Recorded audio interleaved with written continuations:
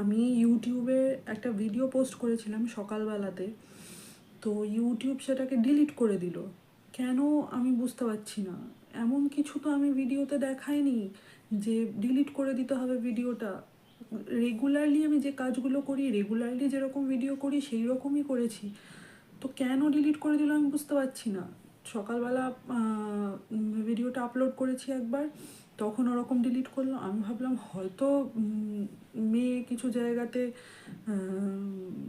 কিছু প্রবলেম হচ্ছে মেয়েকে নিয়ে করছি বলে, তো তাই জন্য ডিলিট করে দিয়েছে।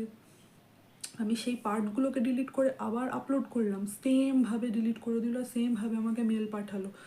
এবার আমাদের মতো কন্টেন্ট ক্রিয়েটারদের কাছে এভাবে যদি ইউটিউব ডিলিট করে দেয় ভিডিও, কতটা ক্ষতিকারক বা কতটা কষ্ট করে আমরা ভিডিওটা বানাচ্ছি, তারপরে যদি আমি ডিলিট করে দেয়, অনেকটাই আর কি